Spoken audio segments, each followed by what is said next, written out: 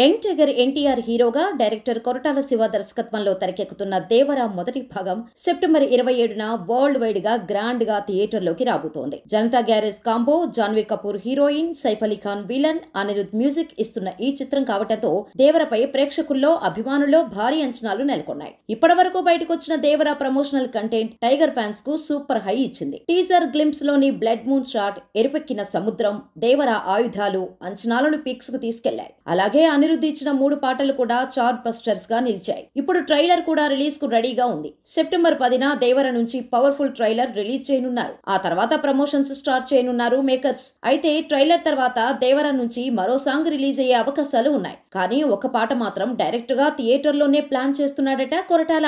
అదే ఆయుధ పూజ సాంగ్. ఇప్పటి వరకు వచ్చిన పాటలన్నీ ఒక ఎత్తైతే ఆయుధ పూజ ఒక ఎత్తని దేవర చిత్ర యూనిట్ చెబుతోంది. దీంతో ఈ పాట ఎప్పుడెప్పుడు రిలీజ్ అవుతుందా అని యంగ్ టైగర్ అభిమానులు వెయిట్ చేస్తున్నారు. కానీ సినిమాలో ఈ పాట కీలకం కావటంతో డైరెక్ట్ గా థియేటర్లోనే చూడాలనుకుంటున్నారు. థియేటర్లో ఈ పాట ఇచ్చే హైకి టైగర్ ఫ్యాన్స్ అంతా పోతారని అంటున్నారు. ఈ మధ్య కాలంలో వస్తున్న సినిమాల్లో దేవరలో ఉన్నటువంటి ఆయుధాలు మరో సినిమాలో లేవు అనేలా ఉన్నాయి. దేవర ఊచకోతకు వెన్నులో వణుకు పుడుతుందని, బాక్సాఫీస్ దగ్గర వసూళ్ల సునామీ వస్తుందనే నమ్మకంతో అభిమానులు ఉన్నారు. మరి కొరటాల దేవరతో ఎలాంటి సెన్సేషన్ క్రియేట్ చేస్తాడో చూడాలి.